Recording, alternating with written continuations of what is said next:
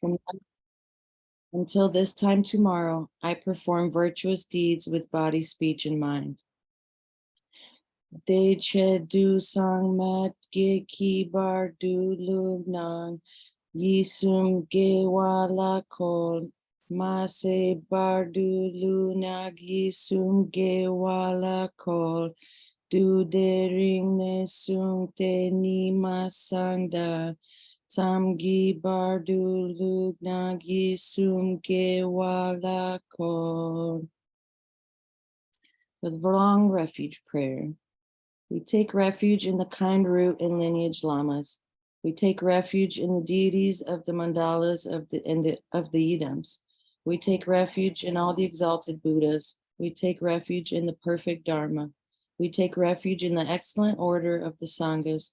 We take refuge in all the noble Dakas, Dakinis, and Dharma guardians, possessors of the eye of wisdom.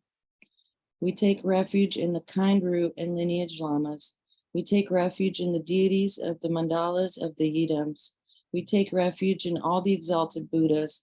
We take refuge in the perfect Dharma. We take refuge in the excellent order of the Sanghas. We take refuge in all the noble Dakas, Dakinis, and Dharma guardians, possessors of the eye of wisdom.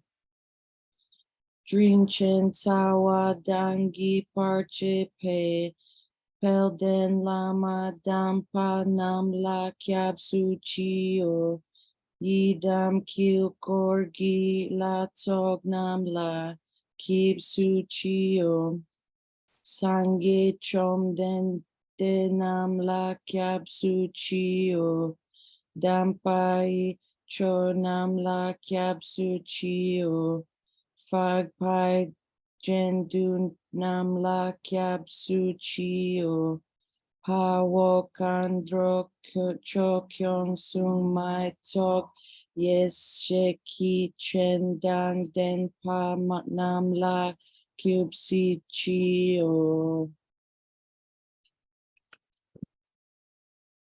And the taking the Bodhisattva vow. Until I attain the heart of enlightenment, I take refuge in all the Buddhas. I take refuge in the Dharma and likewise in the assembly of the Bodhisattvas.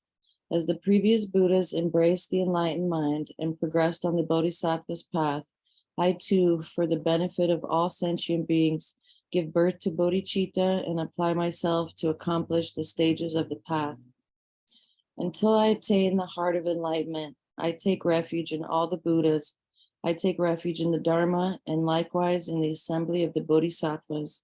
As the previous Buddhas embraced the enlightened mind and progressed on the Bodhisattva's path, I too, for the benefit of all sentient beings, give birth to bodhicitta and apply myself to accomplish the stages of the path.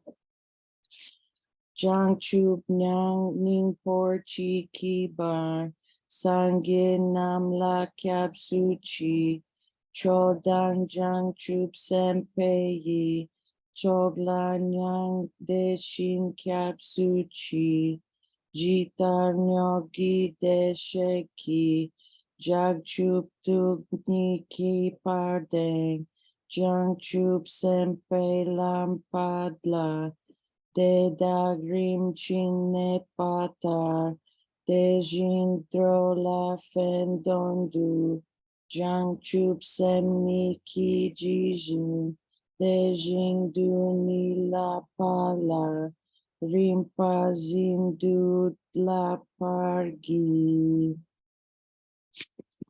Short refuge prayer.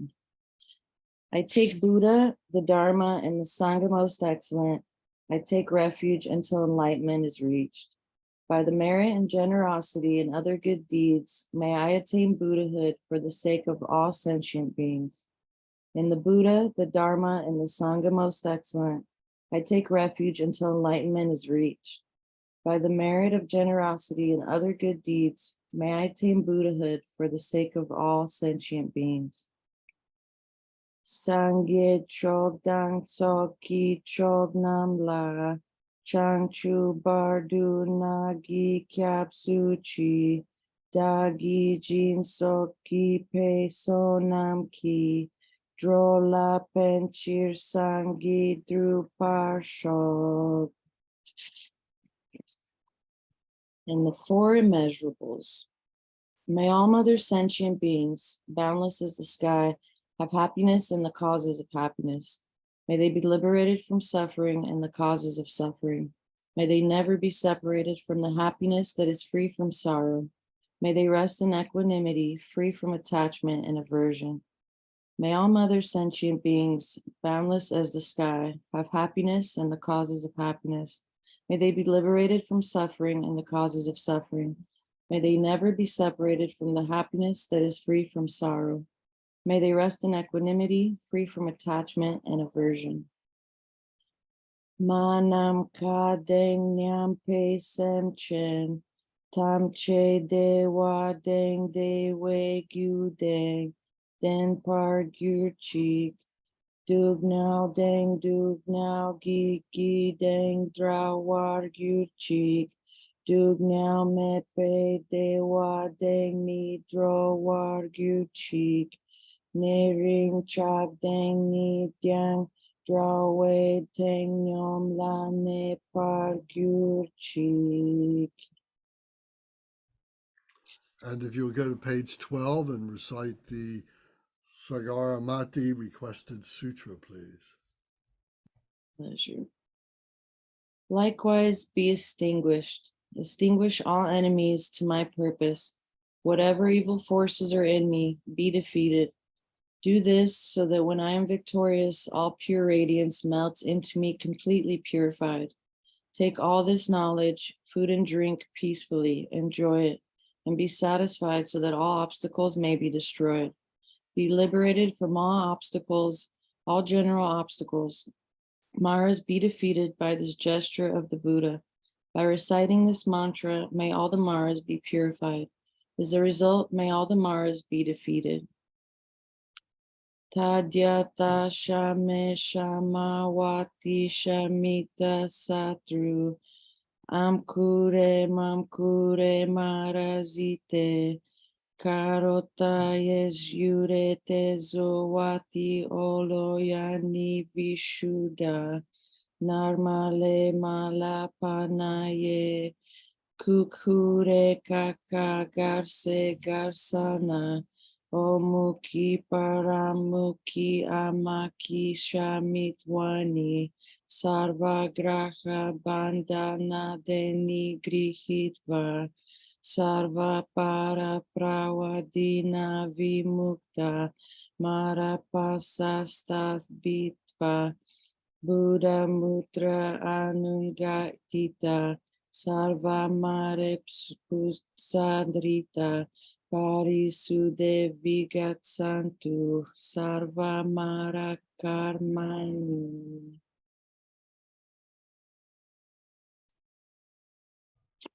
Very good. The Sanskrit you really do well with. Oh, thanks. In Bulgarian, yeah, we just read it how it says. So I just try to. That's what it must be. Yes. The Eastern Europeans do really well with that. Oh, Karina does very well with reciting Sanskrit also. oh nice. Very good. Is Arjun Rinpoche's, is his translator, is she Eastern European, do you know? She's from Austria. Oh, okay, yeah, yeah. Yeah, Ina. Yeah, okay, thanks. Yeah. Thanks, everybody. Mm-hmm.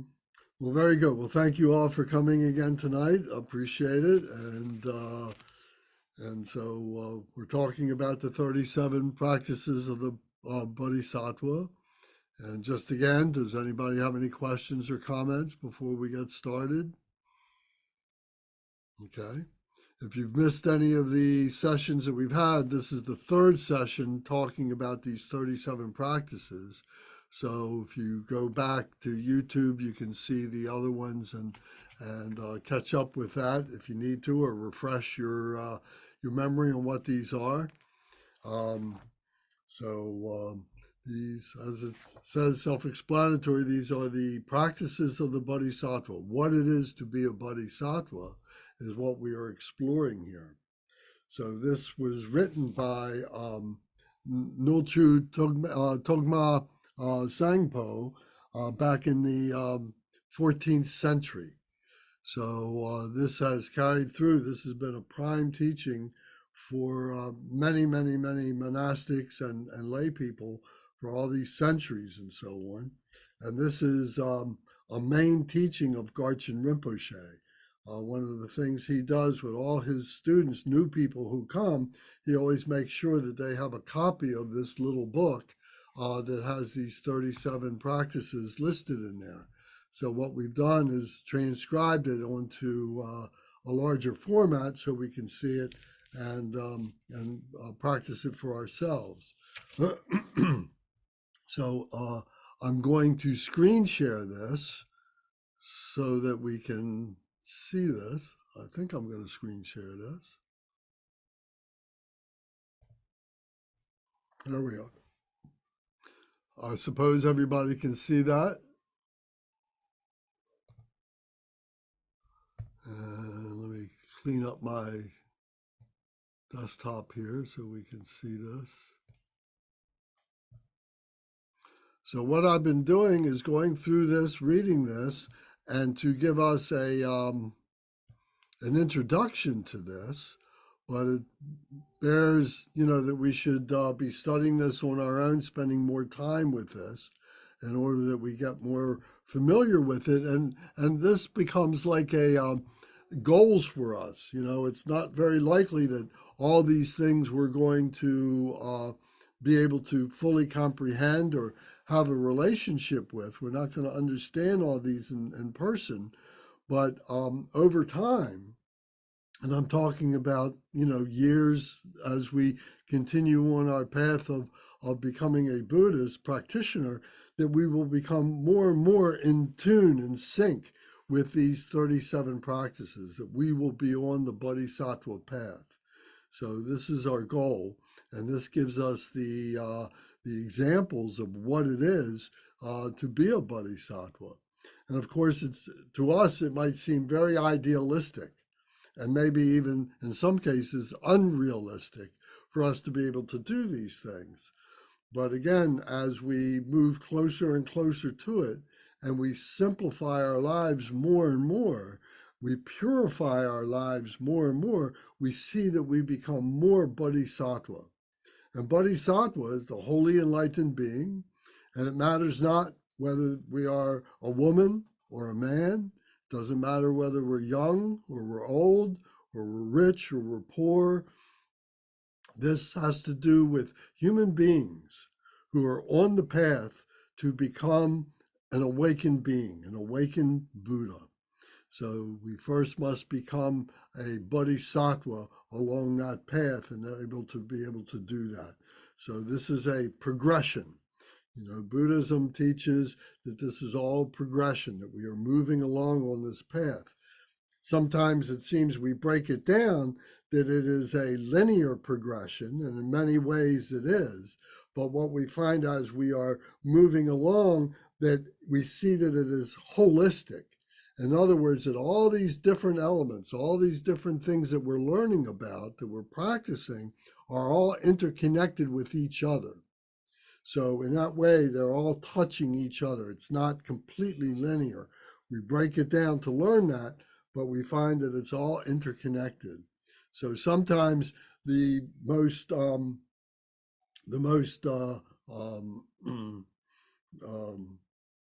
can't think of the word, the most rare of the teachings, the most difficult of the teachings, the most abstract of the teachings, actually can sometimes be our teacher to understand the basics. That by recognizing those rare teachings, I don't know why I'm having trouble. The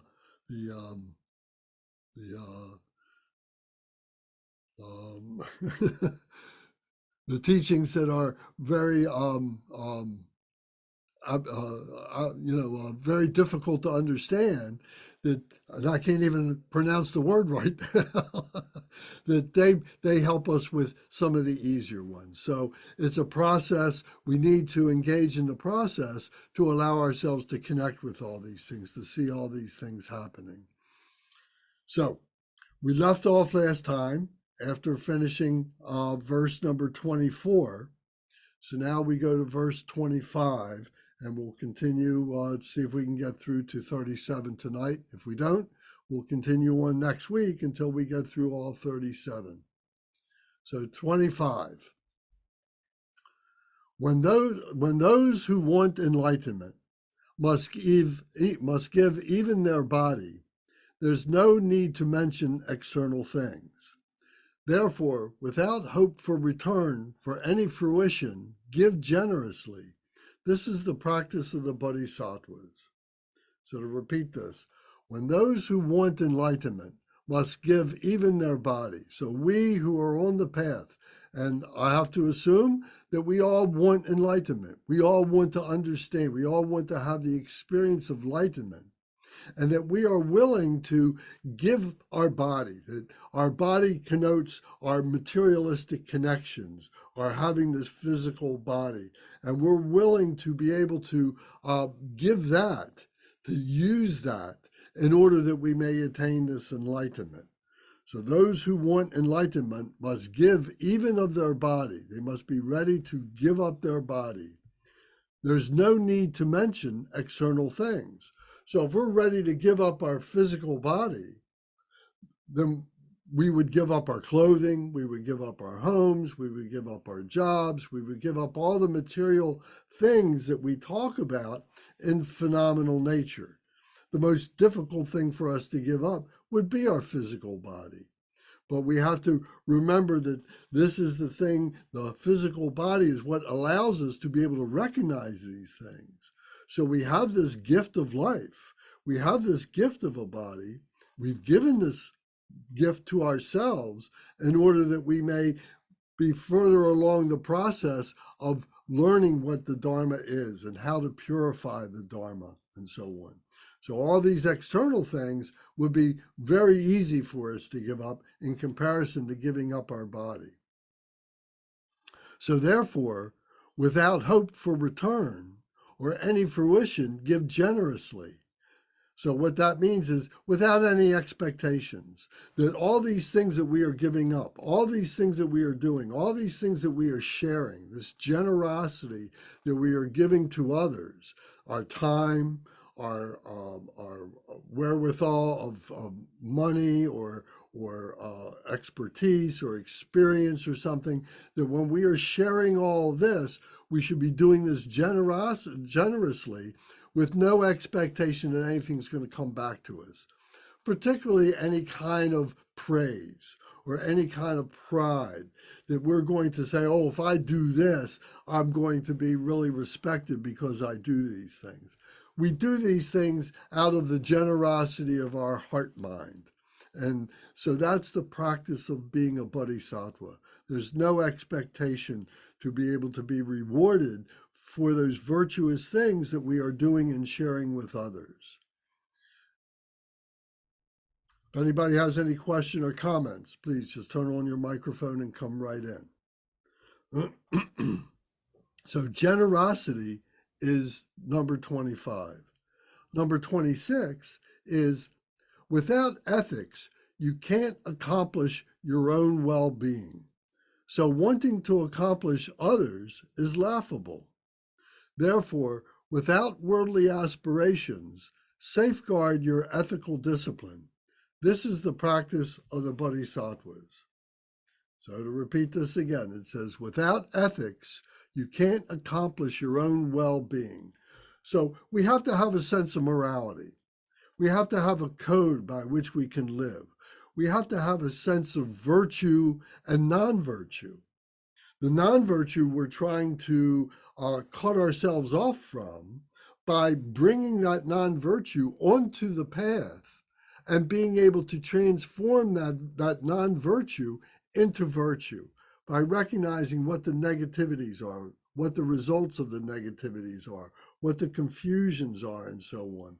So by doing that, we're establishing a sense of morality for ourselves. What is right? What is wrong? What do I need to do in order to help other beings, which in turn then helps me to help myself, to be able to keep myself in a virtuous frame of mind and virtuous actions. So without ethics, You can't accomplish your own well-being. You can't be a virtuous person without understanding what the ethics are. So wanting to accomplish others is laughable. So in other words, if we can't establish ethics for ourselves, if we can't establish virtue for ourselves, then how can we show it to others? How can we teach it to others? How can we expect it from others if we can't do it for ourselves? So we say that it's laughable. We couldn't do that. We would be hypocrites if we behaved that way, if we thought that way. So we first have to develop the ethics for ourselves, and then we can teach it, we can show it to others. We can radiate that those ethics, our code of living, to others.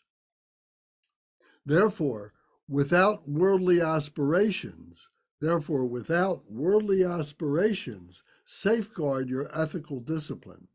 So the worldly aspirations means, oh, I want to have that new car. Oh, I want to have that new job. Oh, I want to accomplish all these things in my life that really are mundane things. So these worldly aspirations that we need to refine, redesign our lives to have a spiritual component to them that is full of ethical discipline. That it is that the most important thing that we're doing in our life is developing this virtue, this sense of virtue, of being able to purify our negativities, our confusions, bringing light to where there is darkness in our life, where there is ignorance, that we educate ourselves to be able to understand what that darkness is so that we can bring light, that we bring wisdom to it. So this is the practice of the Bodhisattva, who is always on the path of evaluating themselves, evaluating their situations, and bringing virtue to their lives.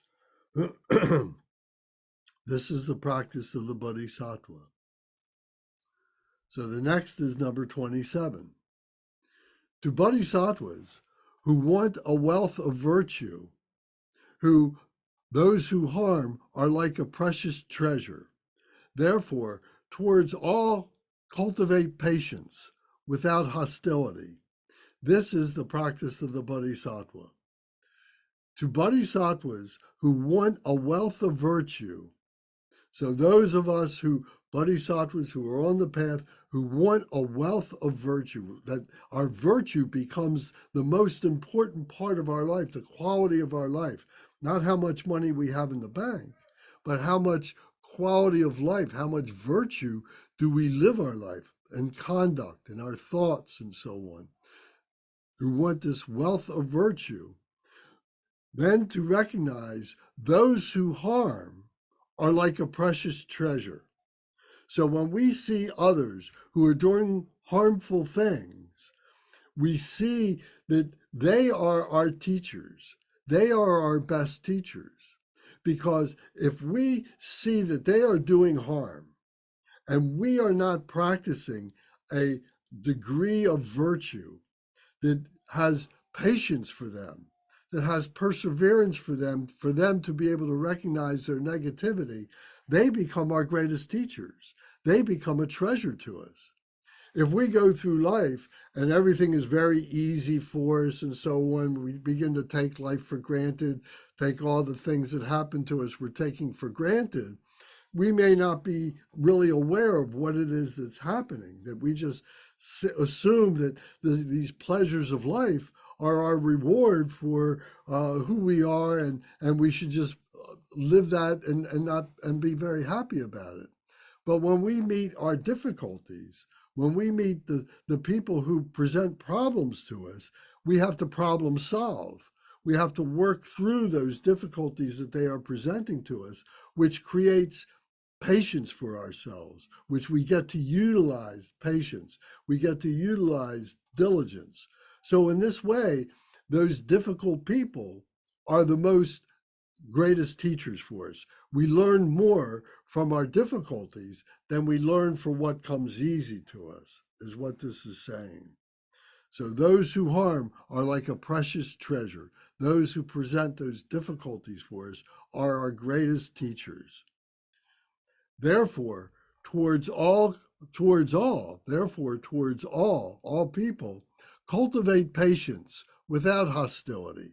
This is the practice of the Bodhisattva. So, although people may be difficult for us, we have to look at them as they are giving us opportunity to refine our patience, to be able to recognize the need for patience and to be able to develop our patience, to be able to cultivate our patience. So without hostility, without getting angry about it and saying, "Oh, I have to spend so much time with you." Geez whiz, don't you get what I'm trying to tell you? Don't you understand what it is to lead a good, virtuous life? And sometimes you feel like maybe you want to grab somebody and just kind of shake them and say, "Why don't you understand?" But instead, we have to be very patient with them. We have to understand that they have difficulties that they're working through. And we have to be able to explain it over to them in many different ways until maybe the light goes off in their minds and they recognize that they are creating these harmful obscurations, these blockages for other beings and for themselves.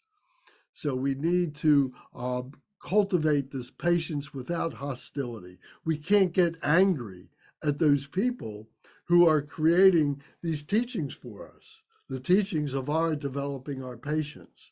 So I hope that makes sense. The more that you recognize, the more that you involve yourself with working with other people, the more you see how that patience becomes so important. And then we can have patience for ourselves. We develop that patience for ourselves as we are developing that. Many people say to me, people set up my anger, they set up my emotions, they present me with these problems, and the worst qualities of myself comes up because I lose control in dealing with these people. But we need to be able to control our emotions. We may need to be able to recognize what it is that these people are presenting us are their difficulties, and in some way they're asking us for help. If we give in to them by means of fighting them with equal conflict, if they come at us with great passion in their negativity, and we meet them with that negativity, our idea is that we are going to show them that we can be more negative than them, then nobody wins. But if we're able to raise our virtue, if we're able to raise our patience and our tolerance, we diffuse their negativity, we diffuse their passion, and that wins the day. That is what overcomes that conflict that they are trying to generate. And many people are testing, excuse me, are testing us to be able to see, well, can they really help me? When we see our children, when we have children, we see that our children are always pushing our buttons to see how far they can get away with exerting themselves in the family dynamic. And if we give in to those children, they begin to run the household. And that becomes a very dangerous thing. So we need to be able, with patience, to be able to subdue our children in a loving kindness, compassionate way with great patience, and allow them to recognize that they are going about whatever difficulties they're presenting in a wrong way, and that they need to learn from us by being patient, by sitting down with us, or rather you sitting down with your children and being able to explain what is going on so that they can learn to take responsibility for their actions. In my family, years ago, we didn't have that. My family, my mother and father weren't very educated. My father my parents grew up during the time of the Great Depression in America. They were born in 1920, 1923. And there was a lot of turmoil that was going on. And my father was like a street kid. He had to leave school in the 8th grade. He had to go out and start earning money to give to his mother and so on like that. He had a broken home and he had 3 brothers. And so he didn't have the benefit of learning to sit down with an adult and have them explain to him, what inner things are going on in their lives, the psychology of what it is to be growing up and so on. He had no idea about stuff like that. He was a very good person, but he wasn't intellectually wise in that way. He did good things, but he didn't know what he was doing in that way. He couldn't articulate it. My mother was much the same way. She grew up in England. She was, and they were, poor people who grew up, and the father worked in a factory, and my mother had 8 brothers and sisters, including her and herself. She was the ninth. So, so everybody was kind of jockeying for, some kind of responsible position in the family and so on. And they would have jobs. Some of the people would become cooks. Some of them would become the laundry people. Some of them would become like the maids in the house, because the mother knew enough to assign them jobs and so on. But they never told them why they were doing it, what they were doing. The boys were going out to work at very young age and so on. They were bringing money back into the house and so on. So they grew up in those difficult times in England. And it was during the time of the war. World War II was fomenting in Europe and so on. So they had a lot of different pressures on them. But they, as I say, they weren't learning what was going on intellectually. They didn't have a sense of the psychology of what they were doing. We, on the other hand, we're living in this time of enlightenment that they didn't have benefit of. And maybe in generations to come, they'll look back on our period of time, our generations, as being this period of enlightenment, a new enlightenment of understanding a spirituality. And so through these kinds of teachings and through these kinds of practices, it'll be explained in those terms and so on. So when we have the opportunity to help our brothers and sisters, when we have our opportunity to help our children and so on, this is where we are practicing our patience, practicing our diligence, practicing our virtue, and so on. So this is what we're trying to do. This is the work. This is the practice of a bodhisattva. Not to just let it go by, to engage. The bodhisattva engages. So there's a couple other practices and prayers I would like to get to in the coming weeks, in the coming month and so on, that articulate this. And one of the common threads that goes through all of these is that for one to become a bodhisattva, a wholly enlightened being, one needs to engage in the teachings. What that means is not for them to be a student all the time, but for them to be able to teach others what they have experienced, what they have learned.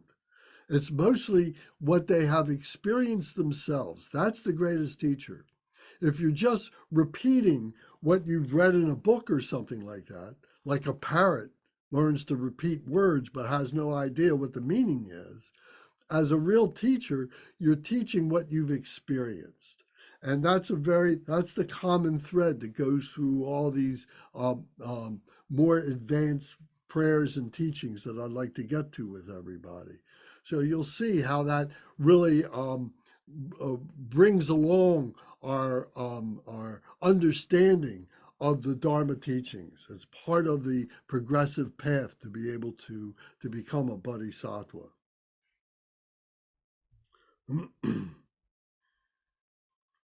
So number 28 is seeing even hearers and solitary realizers who accomplish only their own good, strive to put out fire on their head for the sake of all beings, make enthusiastic effort, the source of all good qualities. This is the practice of bodhisattvas. Let's break this down. Seeing even hearers and solitary realizers. The hearers and the solitary realizers are the fundamental Buddhist practitioners. And what they are learning is discipline. They are learning it for their own sake. They are learning to control their minds through the practices, through the teachings, and so on. They're not concerned at this point with helping other beings. They're trying to create their own virtue. They're trying to recognize their own non-virtue.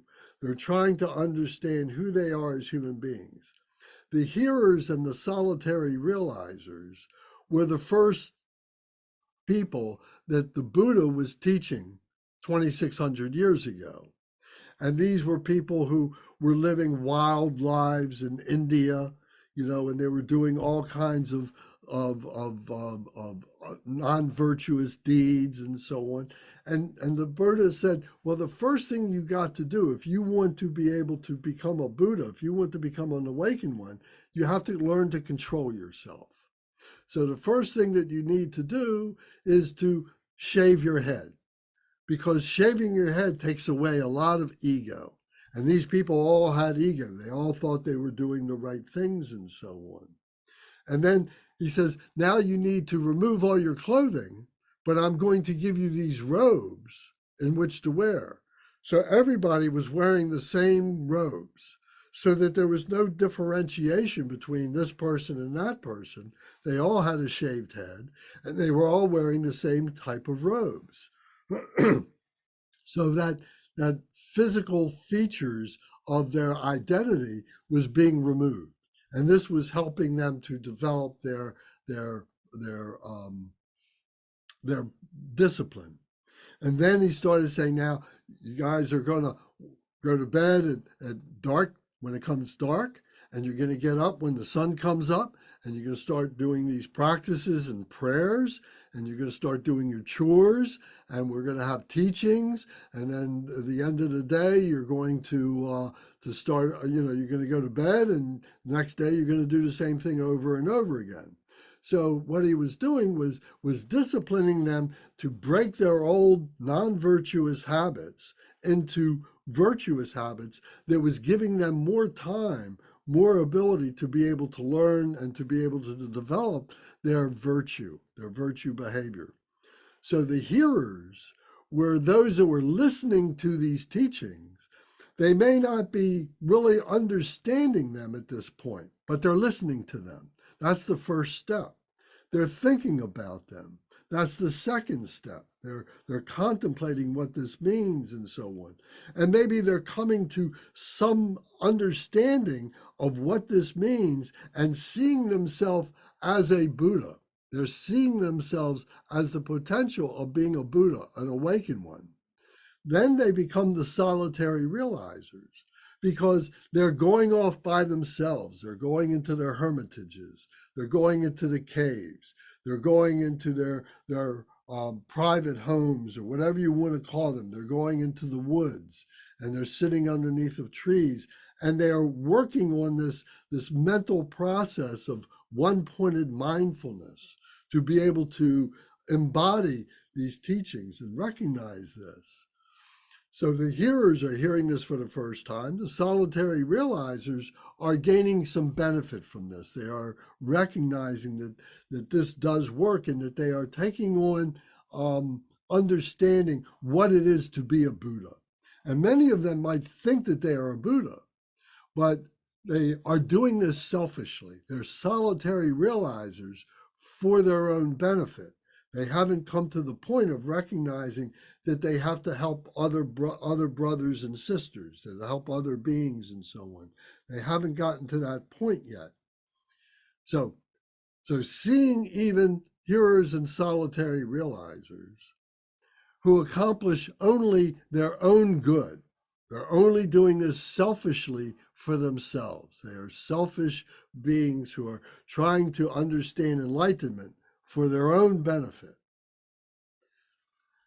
They strive to put out a fire on their head. So what they are doing, so they're seeing themselves as being non-virtuous. They're recognizing their difficulties, The Buddha is pointing this out to them. The teachings are pointing this out to them. And all they're concerned about is putting out this fire on their head. Their own self, their own suffering is all they're concerned about. They strive to put out a fire on their head.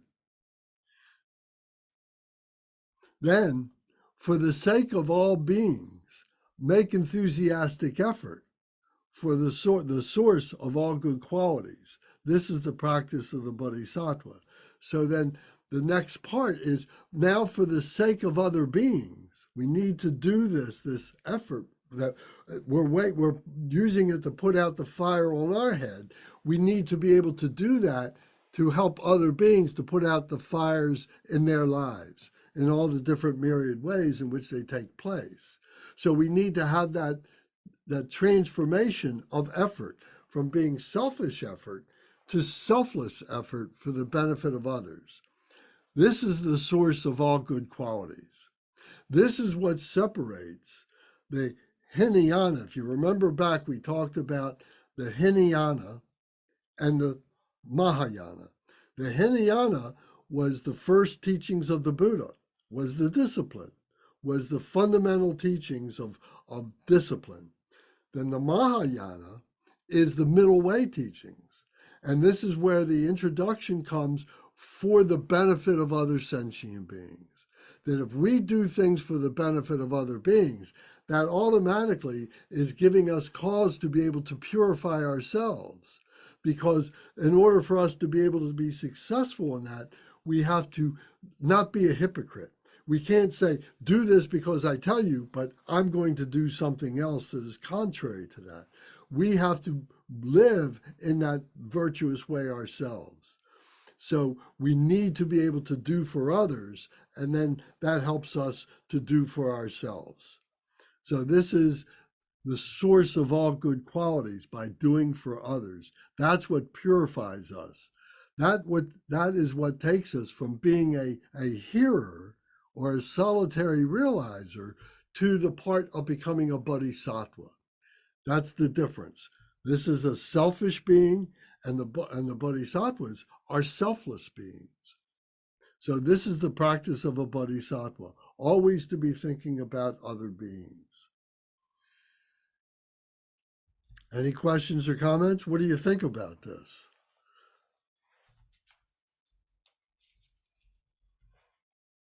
Matthew, what do you think about this?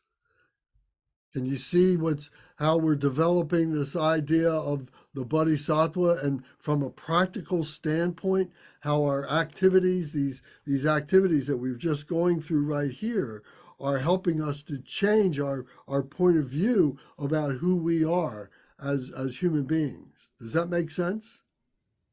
Yeah. So I guess they're kind of going through the 6 perfections right now. Exactly. These are the 6 paramitas, the 6 perfections, yes. Yeah, I mean, it's a lot,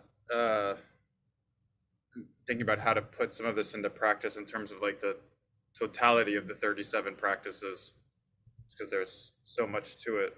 But it's pretty inspiring though. Well, good. So it's not something that we read once. These practices, we don't read this once. We read this over and over again. This is why its original format was in a little book like this, so we can carry it with us all the time.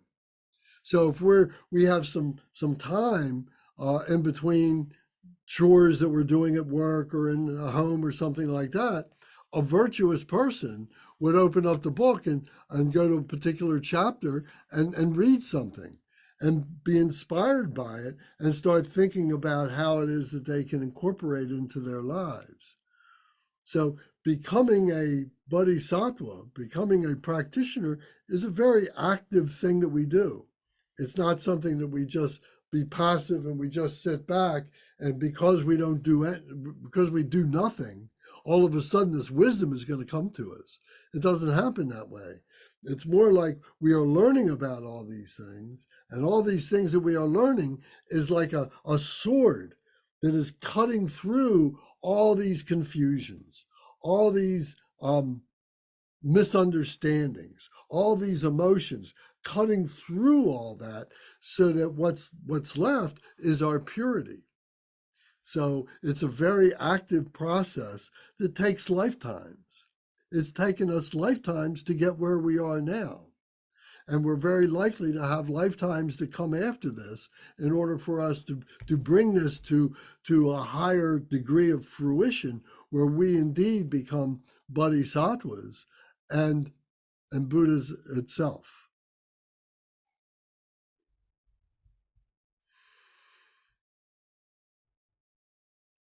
Okay, so now we go to verse number 29.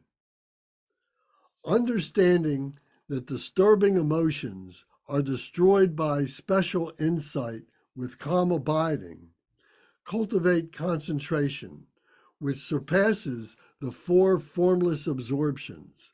This is the practice of the Bodhisattva. Understanding that disturbing emotions are destroyed by special insight. So, disturbing emotions are the 84,000 emotions. Remember, we talked about that a long time ago in Buddhism 101. And these disturbing emotions are all these different things that we get involved in.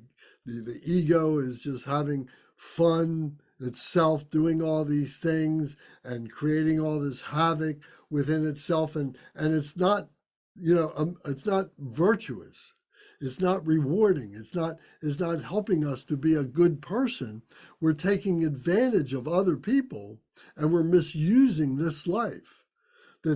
So we're recognizing here these disturbing emotions then are destroyed. The way we cut through these emotions is destroyed by special insight with calm abiding. So the calm abiding is like that sword, is like that time, is like that wisdom, is like the practices, the meditations, the effort that we use to cut through all the things that are happening to us on an everyday basis. The things that we are doing, we are reacting to all these conditions around us. We have set up the situations that we are in.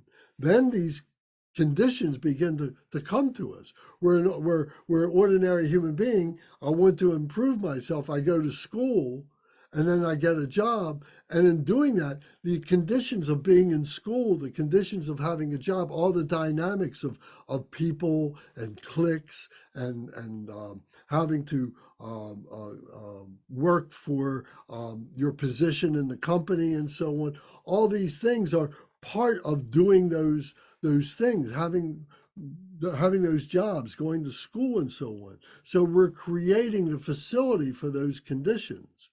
The thing that cuts through it is us being able to be objective, to be able to withdraw from the intensity of the moment and be able to recognize what is going on, that I created this whole situation for myself.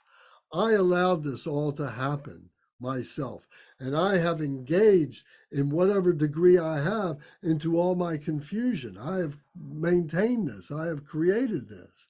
So we recognize that through calm abiding, through being able to contemplate, to be able to recognize, to let things come up and be able to see them, not to suppress them, but to be able to invite them to come up so that we can see and we can deal with them. And we learn how to correct ourselves. We learn how to polish ourselves, that we are like a rough diamond.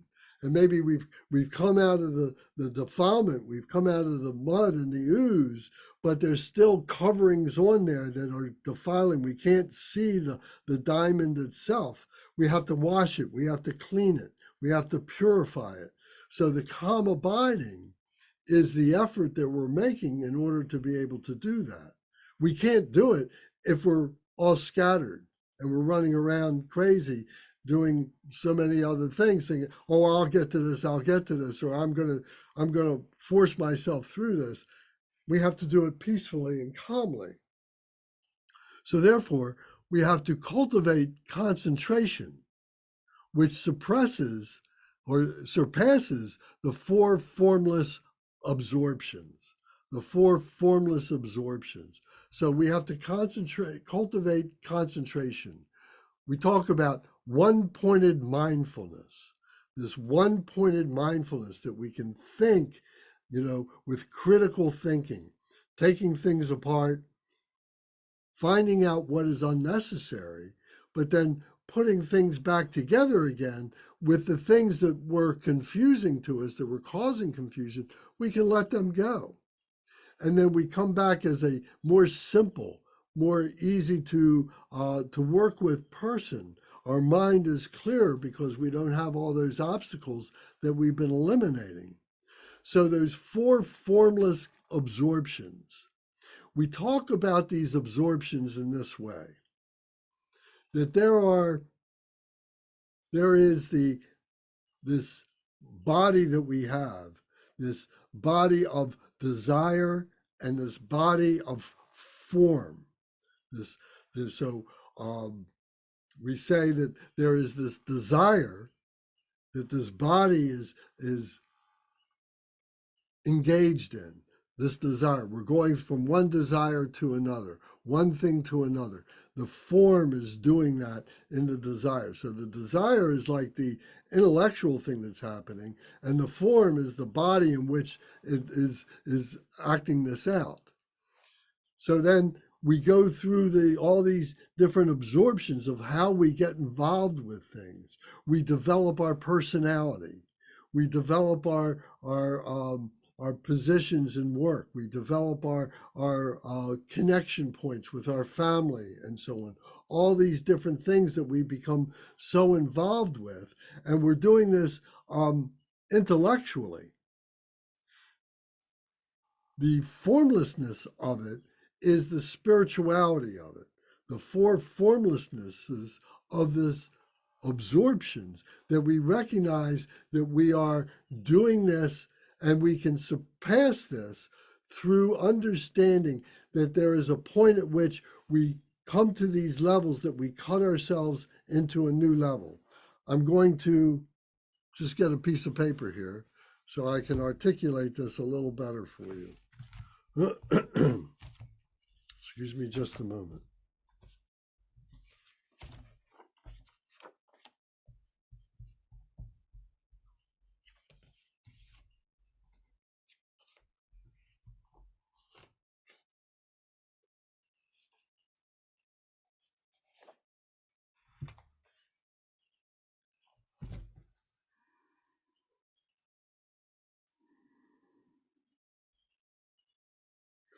So the first of these is that we are giving up desire.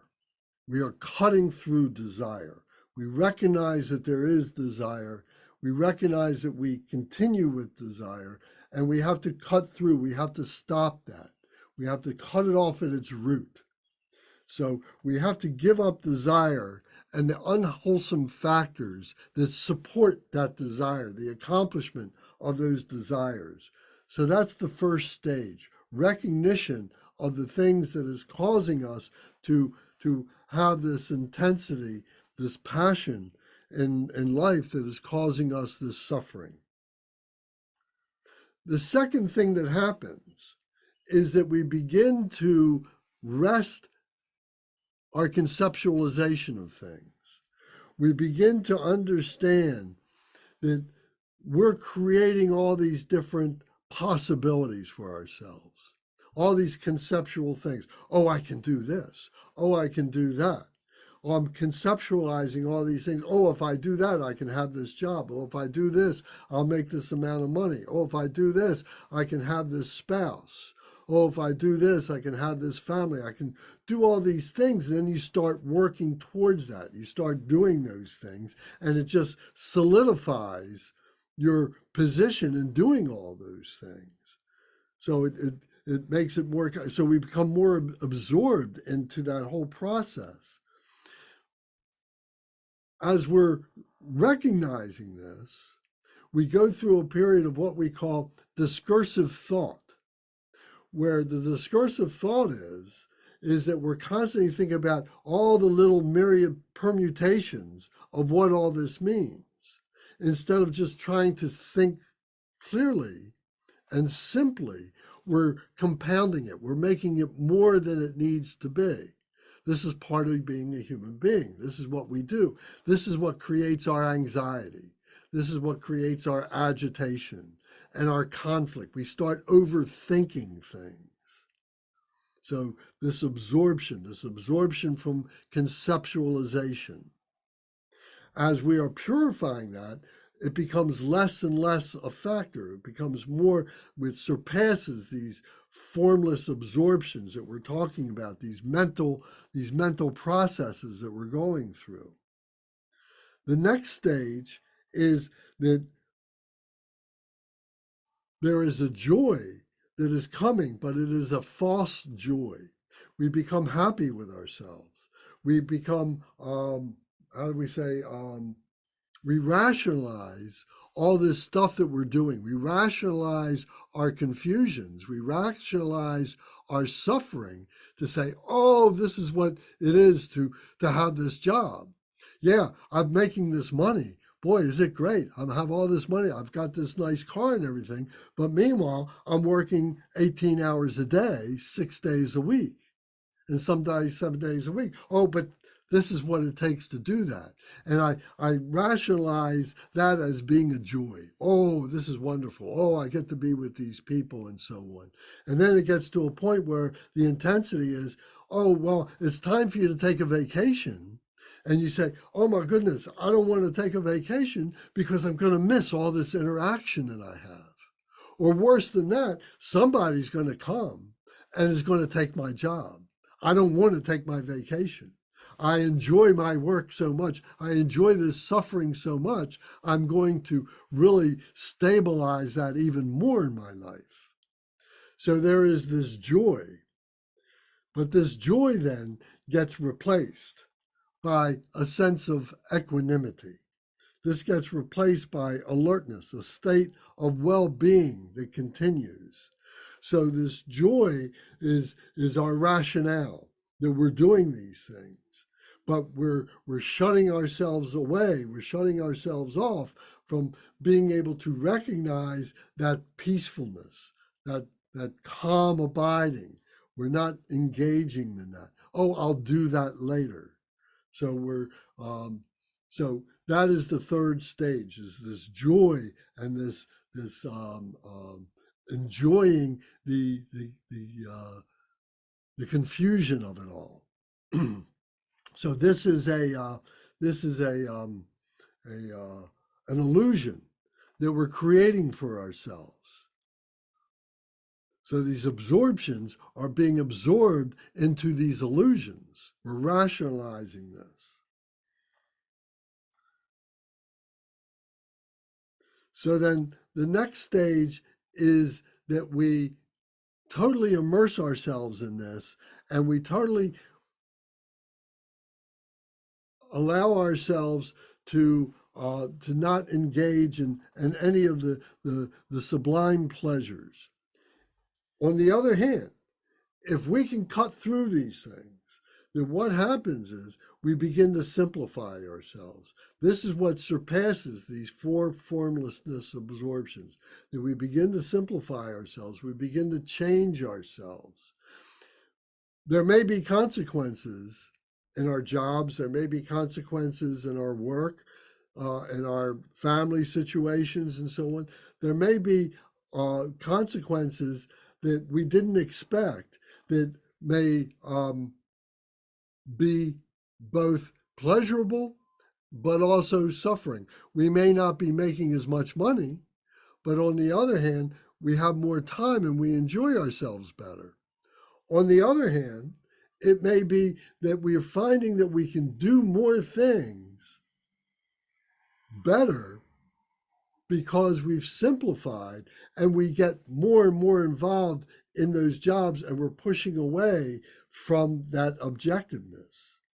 So we have to be aware of these things. There's a subtle difference between these. And this is cultivating concentration. This is cultivating the mindfulness the one-pointed mindfulness that allows us to see all these details. So I know at this point, it may sound a little contradictory, it may sound a little confusing, because I'm not a real good presenter of this. And also, it takes personal exploration to understand this. If we had more time, we could go into more detail about this. But the point here is to introduce this to you, to see that you have a responsibility for yourself to become a bodhisattva, to engage in these things. These 29, 30, 31, 32 get more and more subtle, and more responsibility for us to engage in the choices that we make to be able to simplify our lives and so on. So we will come back to these over time, and we will talk about these, and you can read these and read different commentaries on these things to help support this. So, so I hope that doesn't confuse things, but gives you at the very least an example of a goal that we're working toward. That's what this is trying to do. Any questions or comments? And please forgive my inability to be able to do this very simply and clearly.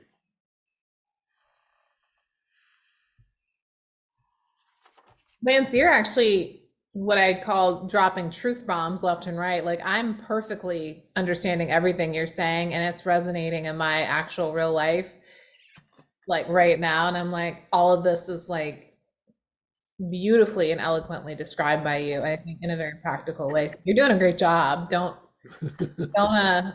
sell yourself short there on your presentation skills. It's all very relatable. Well, thank you very much. And we're just trying to do it as simply as we can. So thank you very much for saying that. But it will become clearer as we recognize it ourselves. And that is the fundamental point here.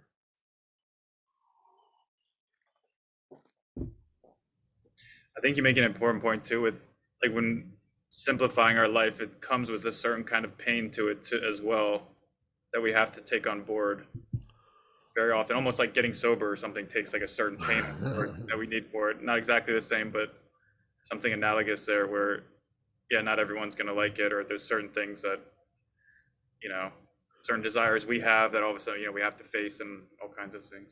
Yeah, that's a very good point. And that actually explains this last point I was trying to make, that there is going to be some difficulty in cleaning ourselves up. You know, we're going to be resistant to it. The ego is going to be holding on to things. So getting rid of those addictions that we have, you know, whether it's drinking, or it's our addiction to our life as it is, you know, we're addicted to these things. And there's going to be some pain or some difficulty associated with that. But is it going to bring us greater freedom as a result of that? Is that what your point would be? Yeah, for sure. Okay, thank you.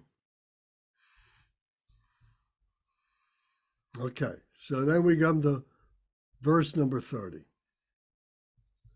Since the five perfections without wisdom cannot bring perfect enlightenment, along with skillful means, cultivate the wisdom which does not conceive the three spheres as real. This is the practice of the Bodhisattvas. So now we're getting even more subtle. So this first part, since the five perfections without wisdom cannot bring perfect enlightenment. So what are the five perfections? The five perfections start with number 25. These are the six paramitas, or the six perfections. The first one is generosity. The next one is number 26, is moral ethics. The next one after that is patience. The next one after that is perseverance or diligence. And then the one after that is understanding the disturbing emotions. This is mental one-pointed mindfulness, mental awareness, mental concentration, meditative concentration. All those things is the engagement of understanding what you're doing on a mundane level and also what you're trying to do on a supra-mundane level or a spiritual level. It's being able to see both of those things and start working, cultivating that. So those are the first five of the paramitas, of the perfection of paramitas. These are the mind trainings. The sixth one now, is number 30. It says, since the five perfections without wisdom cannot bring perfect enlightenment. So the sixth one, number 30, is the wisdom awareness. The wisdom awareness, along with skillful means, cultivates the wisdom which does not conceive the three spheres as well. So, along with skillful means to cultivate the wisdom. So, we may not have that wisdom, or we may have little glimpses of that wisdom. And that's great. That's good. That's how it comes. It comes in glimpses. It comes and goes like a finger snap. All of a sudden it's there, and all of a sudden it goes. But it reveals to us that there is this wisdom that is within ourselves. And what we need to do is to give ourselves more peace of mind, more calm abiding, to be able to allow that wisdom to really come up, and so that we can recognize it, that we can understand it more, and that we can control the things around that wisdom that is interfering with that wisdom, that is interrupting that wisdom. The wisdom is our innate mind. The innate mind. That's our true nature. That's our Buddha nature. It is very powerful, but at the same time, it's very subtle. It's very easily blocked up by all this egocentric stuff that we involve ourselves with in phenomenal nature, in this world and so on. But that wisdom is there. And once we begin to open it up, and we begin to recognize that, we begin to recognize our true nature, we say, oh, that's what it is to be a human being. We have that aha moment, and aha moment after aha moment, and the light bulbs are going off. The lights are happening in our lives. The darkness is going around. You say, that's what it is to be a human being. This is what it's been to be a miserable human being, being caught up in all the emotions, being caught up in all the confusions that we've created for ourselves, all the illusions that we've created for ourselves. We begin to see the difference between those things. And you know what? I want to be happy. And all that stuff, there was all this illusory stuff, was a false happiness. There were lies that I was telling myself. And then I began to create more and more ways in which to be able to get caught up in those lies, instead of simplifying myself and giving myself freedom to truly understand that true nature, that wisdom of being an awakened being, of seeing all this and abiding in that, to abide in the freedom rather than to abide in the confusion. What we've been doing is abiding in the confusion. So with skillful means, we cultivate the wisdom. So we're developing the practices, we're developing the technique to be able to cut through all those confusions, all that stuff that's happening, to be able to have more and more stability in that peace of mind, in that quietude that we've talked about before. And that, so it says, to cultivate the wisdom which does not conceive the three spheres as real. So what are the three spheres? So the three spheres now, so this you might want to write down because this gets very subtle.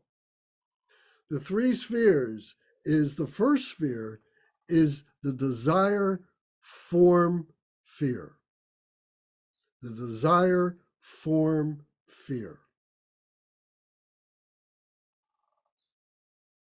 The second sphere is the desireless form, fear.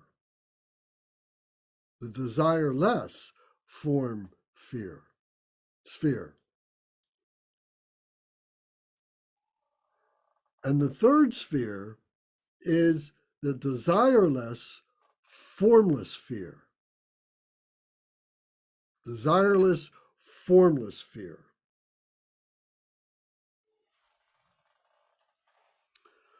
Okay? So now I'm going to put another word to each of these, and it's going to take maybe some time to understand. There's a word called dhatu. It's spelled D-H-A-T-U. D-H-A-T-U. And a dhatu is a sphere, well, let's just stay with that, or a realm. But I think sphere is better for our purposes right now to think of it this way. So here is where, the languages in which this was taught, the Sanskrit language, is much clearer, is much sharper. For us to understand this in English would take a paragraph or two for what one word is in the Sanskrit language. So sometimes we have to do that. Karma, can mean a lot of things to us, but when we say karma, it's a very simple word, and we can immediately understand what it means if we understand the context of the Sanskrit meaning. So sometimes we have to learn these different words, these new words and so on. So dhatu is a sphere. So kama, K-A-M-A, kama dhatu is the desire sphere. Kama dhatu. So this is two Sanskrit words together, which means the sphere in which we are living right now, the sphere that we are communicating in, the sphere in which we are operating with our work and our families and all this dynamic stuff that we do in our lives. This is the desire, form, sphere. And everything we do is based on satisfying those desires within that sphere.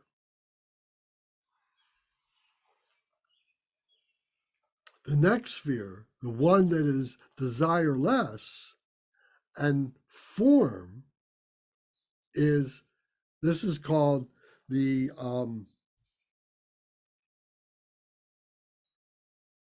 Rupa Dhatu, R-U-P-A, Rupa Dhatu.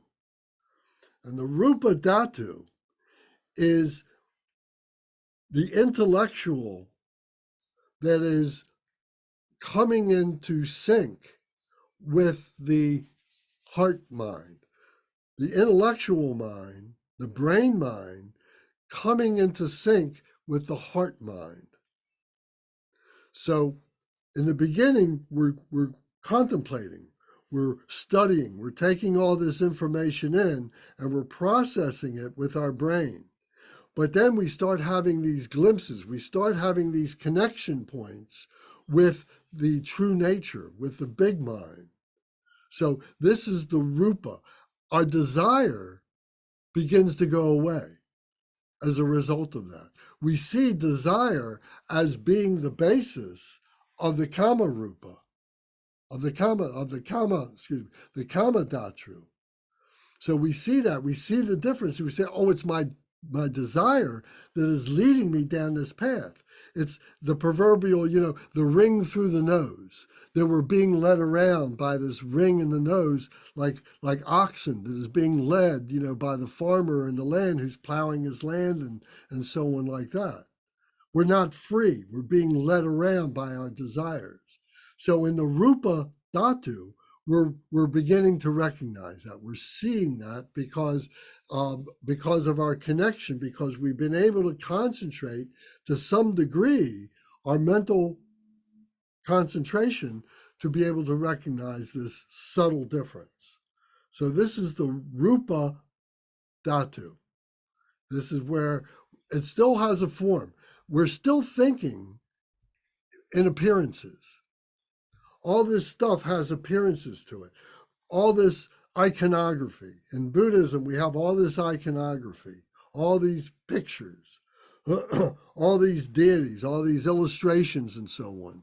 And what these are designed to do is to help our ordinary mind to be able to connect with the spiritual. But it's unstable. If with these illustrations, it gives us a degree of stability so that we can make this connection over and over again. So it reinforces, it supports these very, very subtle thoughts that we begin to have in our contemplations and in our meditations. So, but they are appearances, and they are form appearances, and we assign value to these. There's spiritual values that have psychology built into them, that have morality assigned to them, have all these different virtuous things assigned to them, as well as non-virtuous things, because there are forms that sometimes that speak of the non-virtuous, so that we can see this with our eyes and so on, and it helps us to as mnemonics. A mnemonic, we see an object or we hear a word or something, and it automatically connects to something that is much bigger than what that object is presenting to us. So this is the form of the desireless sphere. Now the third sphere is the desireless, formless sphere. And this is called the Arupa Dhatu. So there's an A in front of Rupa, A-R-U-P-A, Dhatu, sphere. And the A in Sanskrit in front of that means the opposite, or it means this is not the form. It's not the desireless, or it is the desireless, but it's not the form.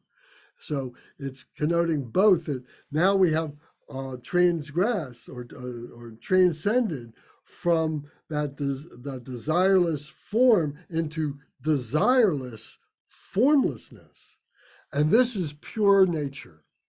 This is the perfect heart. This is the mind of the Buddha, the mind of the awakened one. And this is where all the obstacles have been removed or cut through, whatever way you wish to express it. But all that is happening, and now it just becomes clear mind. In the beginning, it's not going to be stable. We're going to move in and out of it. It's not going to be long. We have a moment where we have that clarity, but then here comes some more thoughts. Here comes some more confusion, and we kind of shut down again. We're back into our ordinary mind, and we're trying to make sense of that. And we start developing all these commentaries and these narratives about what all this means. But the actual experience of it is beyond our comprehension, beyond the ability of a human being to articulate it. But that's what this formlessness, desireless sphere speaks of. So this is the Arupa Dhatu. So going back to the text, it says, along with skillful means, cultivate the wisdom which does not conceive the three spheres as real. This is the practice of the Bodhisattvas. So everything that we just said was all conceptualization, wasn't it? Including the conceptualization of the Arupa sphere. That was a conceptualization. That was a story. But when we cannot conceive of the three spheres as real, means that we have transcended that all. All that conceptualization has gone away. And this is what the wisdom of number 30 is ultimately talking about. It's talking about that we have this wisdom within ourselves. And when we experience it, then we say, aha.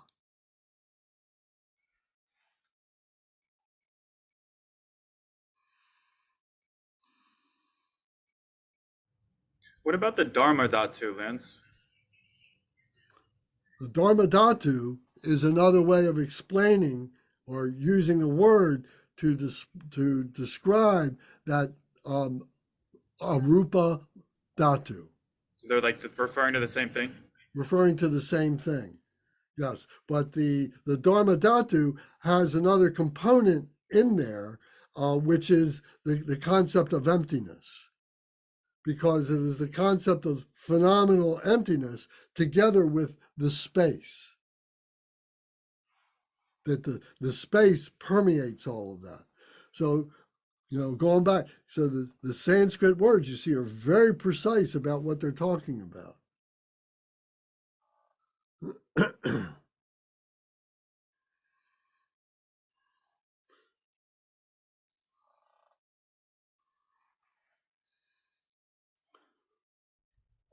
Okay. So I hope that this is making a little bit of sense. So the six paramitas then, to say it again, the six paramitas is generosity, is moral ethics, is patience, is perseverance, is meditative concentration, and is wisdom awareness. It doesn't mean that the wisdom awareness is stable, but it is now the realization, or it is the experience of having tasted that. Having, at the very least, faith in that and working towards that. So these are the six perfections, and we talk about that these are the three trainings of the mind. The mind body, the mind speech, and the mind heart. So when we go Om Ah Hung, we're talking about the three bodies of the Buddha, the physical body, the intellectual body, and the spiritual body. So it's another way of expressing that. So all these things that we do, you see, are creating this familiarity with these very subtle concepts. And they will be coming together. We'll be able to recognize their intersection with each other. So we may already be recognizing that at this point.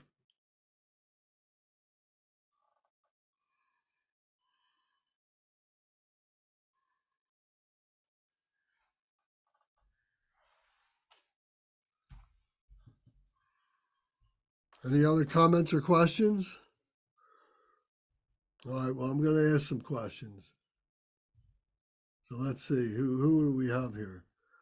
So Kate is with us. Kate, do you have any questions or comments? What do you think about the six paramitas in this explanation?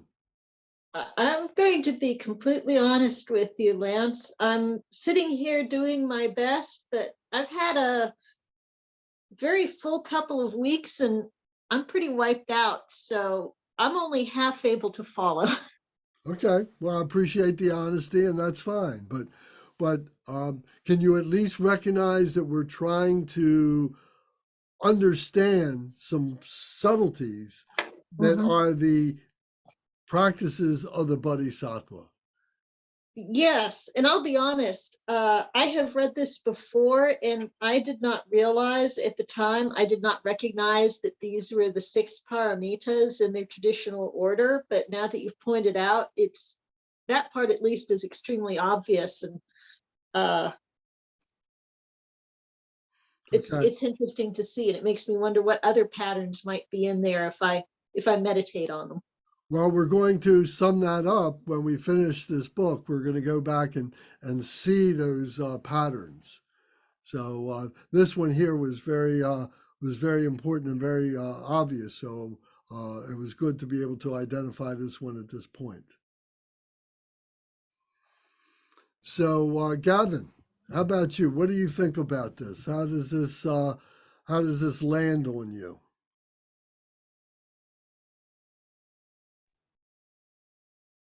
I can see that generosity and moral ethics would be the kama dhatu, because that's the desire sphere, and you have to desire to be morally ethic and be generous to others. There's a little desire there to, and then patience and perseverance is more of a mental thing, where that enters the rapa dhatu, the intellectual mind syncing with the heart. So, generosity, once again, in moral ethics is more like getting into the realm of the desire sphere. And then once again, patience and perseverance is more mental. But then the Arapa Dhatu is where wisdom, awareness, and meditative concentration comes. And that's where we discover the mind of the Buddha, or the clear mind, in the pure nature of things. So I can see how they link up 1, 2, and 3 to the 6 different paramitas.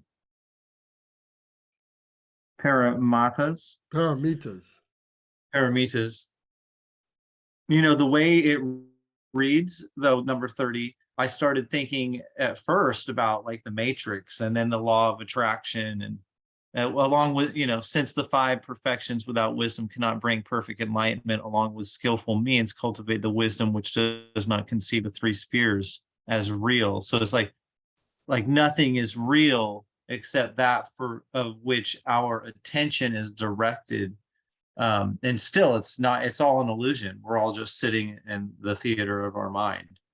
That's kind of how I first was thinking of number 30, but then you started breaking it down.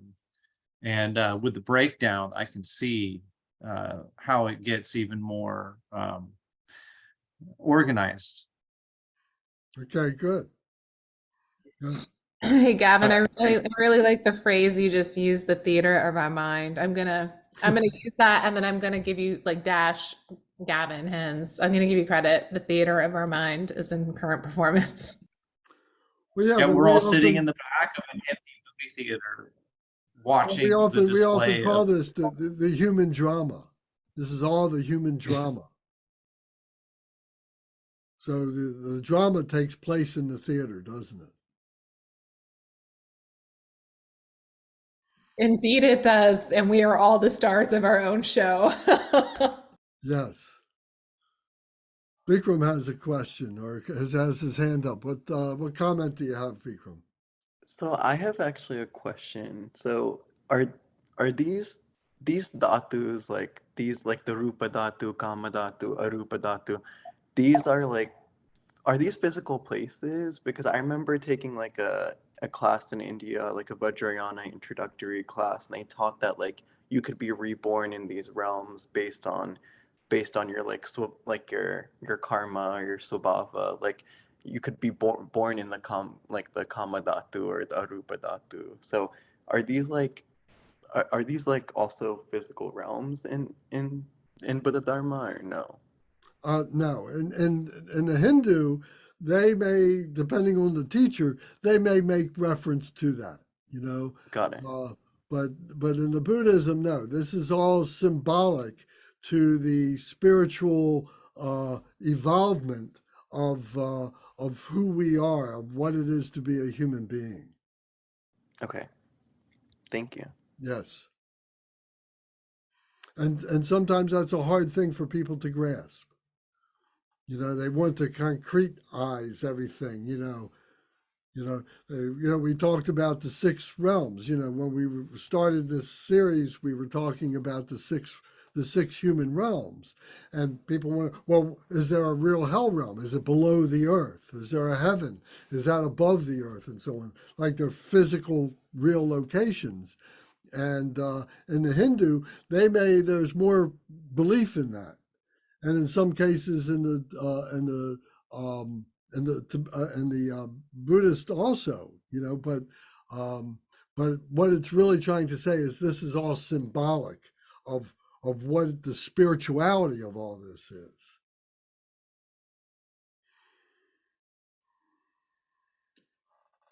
Anybody else have a comment or questions? So Lance, just so I can understand this, because I'm, obviously I've been with you for a while, but like Kate mentioned, there's a lot to consume as someone who's getting the concepts and then the practice portion. So these 37 practices, when on their prayer book 4, page 4, Action Bodhicitta prayer, right? Yes. Um, is this, so we're praying, like, so now I recite that every day before my meditation. I have a whole series I do. These 37 practices, are they sort of like more specific pinpoints that are flow in the theme of that actual prayer on page 4? Yeah. I mean, what are these prayers? These prayers are devices that we use to remember these very subtle spiritual ideas, concepts. Mhm. They're remembrances. They're things that we utter to ourselves to help us to remember, to keep the connection. If we stop reciting these things, it would very, very steadily just evaporate in our awareness. We'd stop paying attention to these things. We have to keep doing these things. Just like if you're whatever job everybody does, whatever school everybody goes to, if you don't continue to do that job, those tasks, it fades away after a period of time. Mhm. So we have to develop the links, the connection points to our spirituality through these prayers and see that it's through the Om Ahung, the body, speech, and mind, that these things are becoming actualized.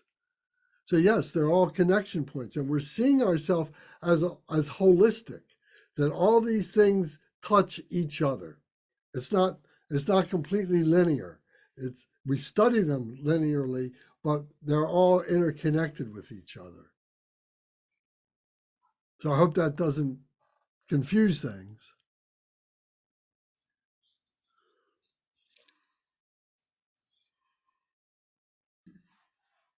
That makes sense. Sorry, I realized I was not mute. Yeah, that makes complete sense. And everything you said, obviously, I agree. It's like using a language. If you don't use it, you lose it, like the speaking. It makes sense what you're saying. Thank you. Yeah, yeah. That's a good way of putting it. If you don't use the language, you're going to lose the language itself. So, yeah, we're developing the language of spirituality.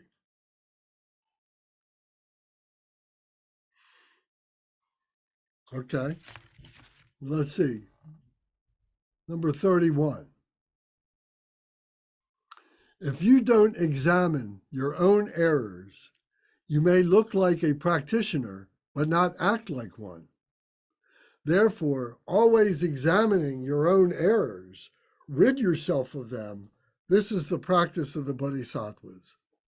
So this is much more easy to understand.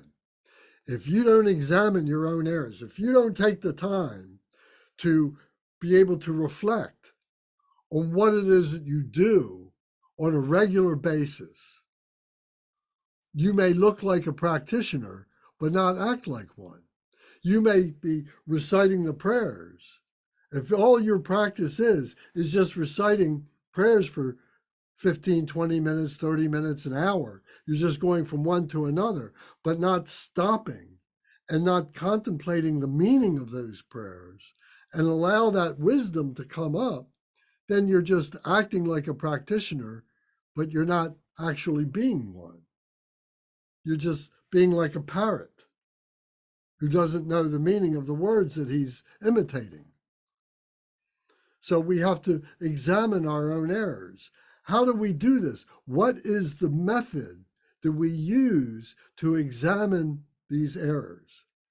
Fundamentally, it's the four thoughts that it is the Four Noble Truths that we went over a few weeks ago. The Four Noble Truths, to recognize the suffering, to recognize the cause of the suffering, to recognize the cessation of the suffering, the renunciation that leads to the suffering, and the Eightfold Path, which is the most important part, is the Eightfold Path is now the device that we use to analyze our lives on a daily basis, on a regular basis. What is my understanding of right view? What is right resolve? What is right speech? What is right action? What is right livelihood? What is right effort? What is right mindfulness? What is right concentration or absorption? That's the eightfold path. And if we're looking at that and looking at all the different situations that arise in our lives, if we're using that, applying that to the eightfold path, then that is the way in which we cut through the suffering. That's the cessation. That's the result is the cessation. The eightfold path is the cause of the cessation. So again, this is another example of how all these things are interconnected with each other. So if we examine our errors, as well as examine the good things we do, we can look at the good things we do. You know, that's fine. We should do that. And we should let them go. If we're there and become prideful in the good things we do, then that becomes an error. Because we start getting prideful. Oh, I'm such a good meditator. Oh, I'm so good. I do all the right things. Oh, I help these people. Oh, this is wonderful. I have such a blessed life and so on like that. That's when that happiness, when that the turns into errors, turns into faults, that we become prideful. So you may look like a practitioner, but not act like one. Therefore, always examining your own errors, rid yourself of them. This is the practice of the Bodhisattva. So all these different prayers are all pointing in those directions, helping us to be able to do that. One day, this prayer might really speak to us. Another day, another prayer really speaks to us about the situations that are going on in our lives and so on. But again, it's giving ourselves the opportunity to engage in those things. This is the practice of the Bodhisattva. Being a Bodhisattva is a lifestyle change. We're saying, I'm not going to be an ordinary human being who is pulled around by his desire within the form realm. I am going to be transcendent. I am going to develop my intellectualization of the spirituality as best I can, and then give myself to the ability or the opportunity to experience that spirituality, which is beyond the intellect.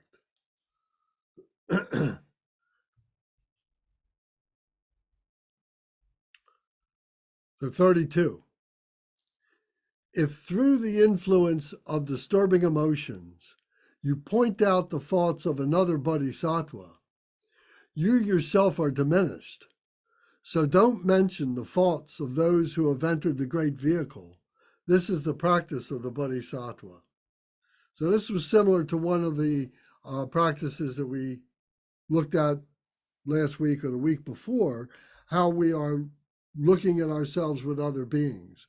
So these disturbing, through the influence of disturbing emotions. So the disturbing emotions are all these 84,000 emotions that we talk about that have their roots in the 5 poisons. 5 poisons are ignorance, desire, hatred, greed, and envy or jealousy. Those are the 5 points. They make up all these disturbing emotions that are creeping into our minds all the time, creeping into our lives. So if through the influence of the disturbing emotions, if I've got some degree of purity, but and now I feel like I'm better than everybody else, and I start pointing out the faults of other people who are on the path, that's false. If I start pointing them out, that other people are on the path, and I have to, give them credit for whatever it is that they're doing, instead of causing them or causing other people to look at them as being impure. That this causes your own fault by pointing out the faults of others. So don't mention the faults of those who have entered the great vehicle. the great vehicle is the Mahayana. We talked about that, the Mahayana, the middle way, the great vehicle, that they are on the path to becoming a Bodhisattva. That is the Bodhisattva path. They've come past the Hinayana, which was the discipline, and now that discipline is then being applied to the middle way, to the great vehicle. And if we start disparaging others who are on that path and saying, pointing out their faults because they're not perfect, just like we're not perfect. We're trying, but if we're pointing out those kinds of faults, it causes an embarrassment to us. It causes a suffering to us. It causes wrong view for us. So this is the practice of the Bodhisattva. So what we would do is to not speak of those things, to not speak of others. And if we do speak of them, we speak of them in good terms. We always look at the positive. We don't look at the negative. And, in my experience, looking at the lamas, looking at the teachers that I've had, and I've been through several different Dharma centers and where there was a lot of teachers and so on. And there's personality conflicts sometimes and so on.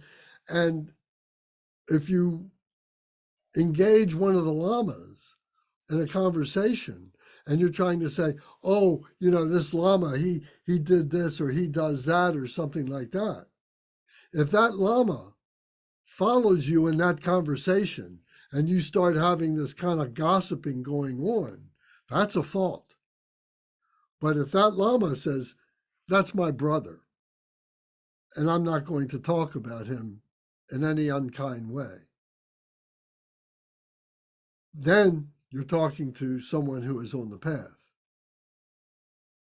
So we need to do that ourselves. So whether it's a bodhisattva or it's just an ordinary human being, if we're always pointing out their faults to other people, it's a blemish on who we are. It's a fault for ourselves. So we need to refrain from doing that. This is another reason why we speak less, that we have the right speech. Remember, the third of the Eightfold Path is right speech. And if we don't know the truth, if we don't say the truth, we don't say anything. So I've always made the point, if I was going to get a tattoo, I would get a tattoo on my forearm that would say, shut thy mouth. Because half of what we say in ordinary conversation is confusion.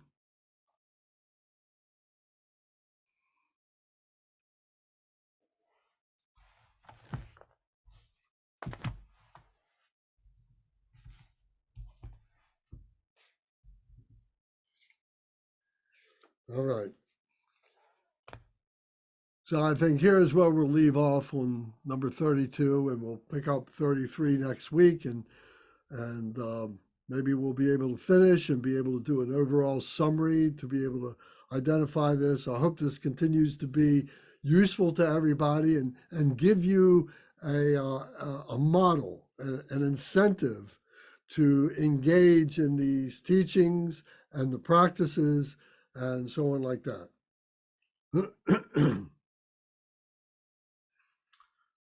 Anybody have any thoughts you'd like to discuss? Any questions? Lance, one of the things that you said that struck me as just so simple yet meaningful and elegant, because you drop little bombs out of your mouth every now and then that just really have light bulbs with. You said this is a lifestyle. And that word is so relatable, right? Like, because that's like an everyday term. It's not a complicated term, like in the sense of history, or it's like everyone understands, like lifestyle. And that was a light bulb for me. I just had a light bulb when you said that as a sentence. And I was like, so thank you. Thank you for phrasing it that way. You're welcome. So think of it this way. If a spaceship landed in your backyard and one of the aliens came out and looked at you and said, in a language that you understand, said, well, who are you? What would you say? Are you Oh, asking me, or is this a rhetorical question? it's a rhetorical question. Oh, okay. It's a I rhetorical had a question. Star Wars answer for you. I was gonna go all in with Star Wars, but okay. So I don't know what that is, the Star Wars thing, but the point is, would you say I'm a man? I'm a woman?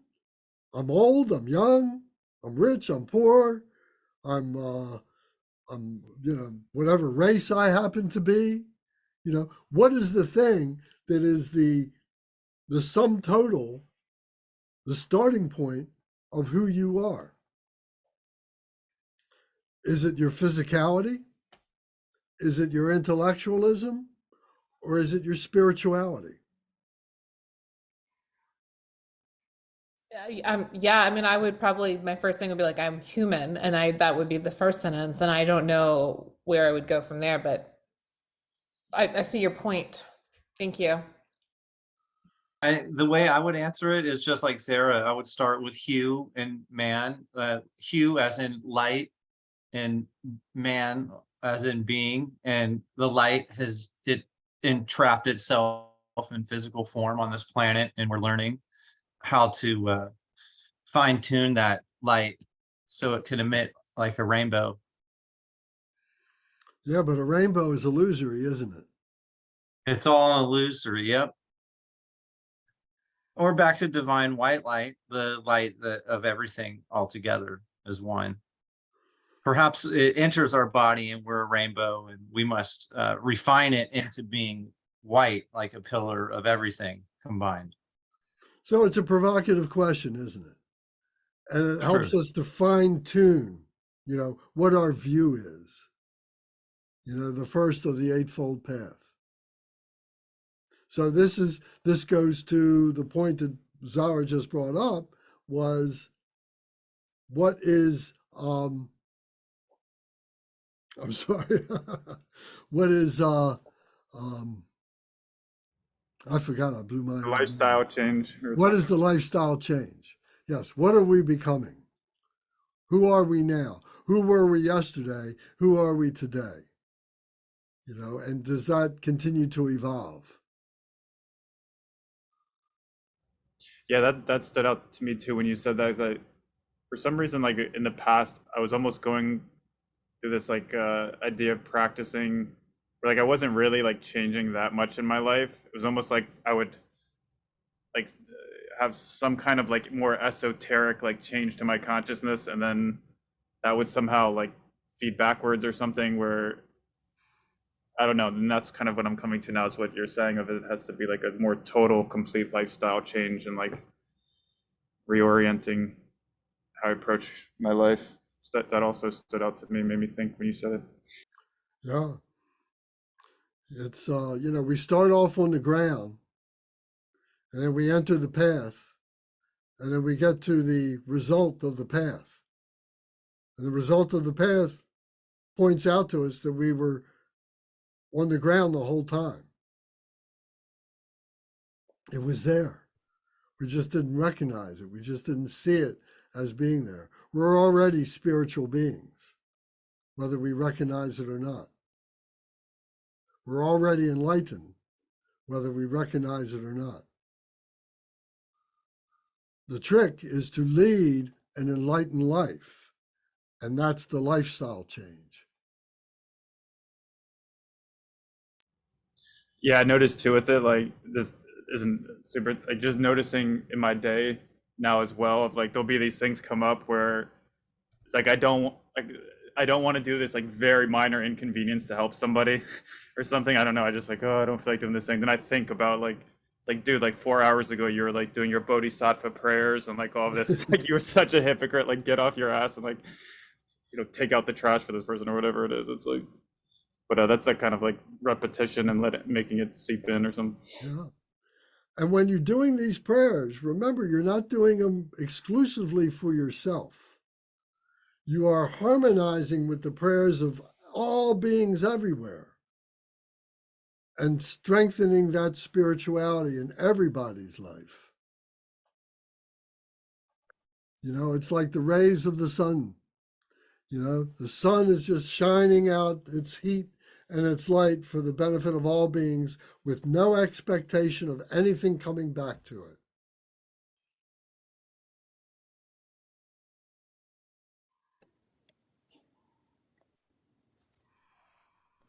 I think something that really stuck out to me tonight was the the one that was focused on like you may appear as a practitioner but not be actually taking the actions to kind of live that out. I think for me, like I've connected like with the Dharma from like visiting pilgrimage sites and doing things like that, but I haven't necessarily started to implement like the noble truths or like the eightfold path yet, and that's something that I want to focus on moving forward. So that really resonated with me. Great. Yeah, that's terrific. Gavin, with his theater of the human mind, I think I'm saying that correctly. And I often think, wow, I want to be part of that guy's Sangha. But I am. That's the good thing. But yeah, that reminded me of that book, Lance, The White Hole in Time, how we're basically just the conscious universe observing itself through Yes. physical mechanics that we have, our eyes and our senses. And that reminded me a lot of that for some reason, the theater of the human mind. Yeah, good point. Also, I was thinking about the last one that we were reading about criticizing other bodhisattvas or other teachers. I remember a few months ago, I made a joke about one of my heroes, Alan Watts, how he would have charged for the talk, you know, and you were very much, Lance, we're not going to talk about other teachers like that. And good for you, because you were clearly living that. So I meant no harm to Alan Watts, but I get where you're coming from. Yeah. That's fine. That's good. Thank you. Yeah, so I'm very happy to be part of this group, and I regard everybody as brothers and sisters, and I look forward to continuing this for the rest of our lives. Love it. Thanks, Lance. Yeah, really enjoy everybody. I had a comment on the Rupa Dhatu with the intellectual mind syncing with the heart mind. I think it was 10 years ago. Yeah, they're doing experiments and they're literally syncing the intellectual mind and the heart mind, and like it heals all these diseases and stuff. So it's a physical thing too. Yeah. Oh, sure. Mhm. Oh, yeah, our psychosomatic illnesses go away, and so many of our illnesses are psychosomatic in origin. You know, our conflicts are emotional, and it takes, you know, our susceptibility to disease, our susceptibility to accidents, our carelessness, and so on, is because of our not being balanced. And it's the three bodies: the physical body, intellectual body, and spiritual body. Absolutely.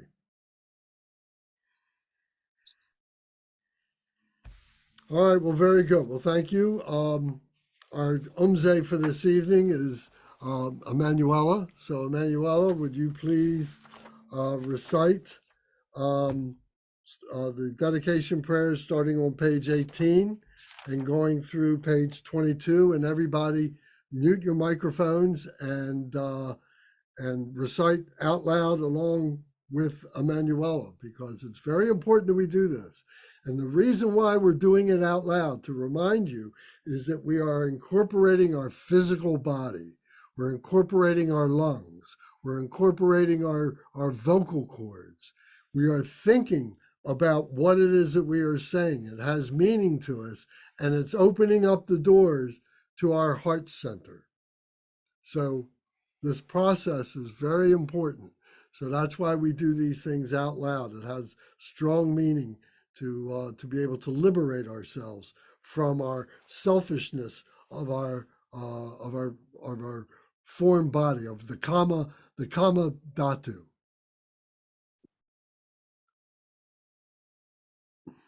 All right. Lineage dedication prayer.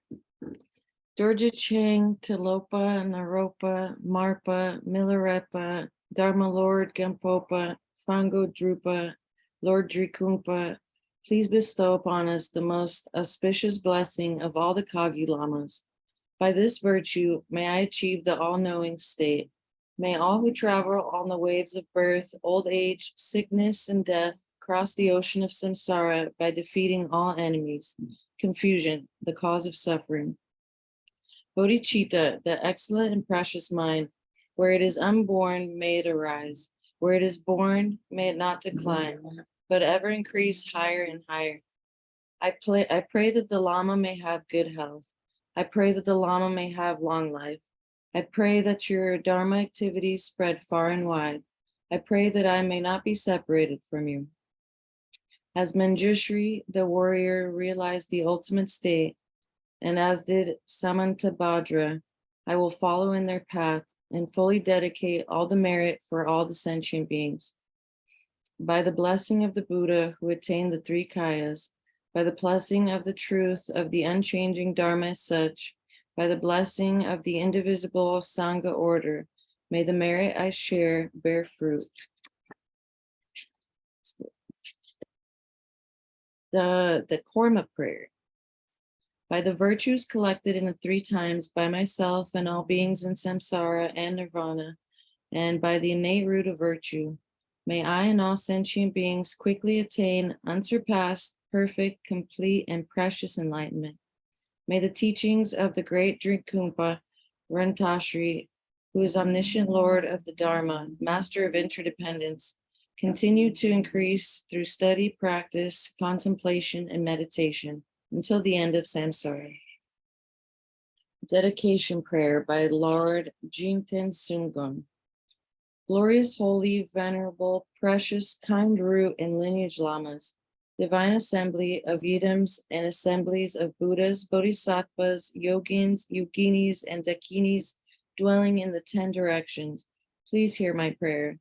May the virtues collected in the three times by myself and all sentient beings in samsara and nirvana and the innate root of virtue not result in the 8 worldly concerns, the 4 causes of samsara, or rebirth as a Shravaka or Pritayaka Buddha. May all mother sentient beings, especially those enemies who hate me and mine, obstructors who harm, misleading Maras, and the hordes of demons, experience happiness, be separated from suffering, and swiftly attain unsurpassed, perfect, complete, and precious Buddhahood. By the power of this vast root of virtue, may I benefit all beings through my body, speech, and mind. May the afflictions of desire, hatred, ignorance, arrogance, and jealousy not arise in my mind. May attachments to fame, reputation, wealth, honor, and concern for this life not arise for even a moment. May my mind stream be moistened by loving kindness, compassion, and bodhicitta, and through that, may I become a spiritual master with good qualities equal to the infinity of space. May I gain the supreme attainment of Mahamudra in this very life. May the torment of suffering not arise even at the time of my death. May I not die with negative thoughts. May I not die confused by wrong views. May I not experience an untimely death. May I die joyfully and happily in the great luminosity of the mind as such and the pervading clarity of Dharmata. May I, in any case, gain the supreme attainment of Mahamudra at the time of death or in the bardo. Om, Ah, Hong, Om, Ah, Hong, Om, Ah, Hong. May my mind, my body, speech, and mind be inseparable from the body, speech, and mind of the Buddhas for the benefit of all sentient beings. Excellent. Thank you very much. Thank you all very much. You did a wonderful job, Emma. That was very good. Thank you, Emma. That was gorgeous. Yes. Oh, thanks, everybody. Thank you all. We'll be back on for Sunday, for 9 o'clock Sunday, and we're going to continue. We're going to do some new teaching, so we'll be sending out emails soon and announcing what we're going to be doing. But we will be meeting on Sunday, and Thursday night we'll be doing Medicine Buddha practice at 7 o'clock. So if you have time and you want to join us for a practice, that would be wonderful. Thank you so much. Thank you. Good night. Thank you, everyone. Have a good evening. Good night, everybody. Thank you. Thank You you. have just a minute, Lance?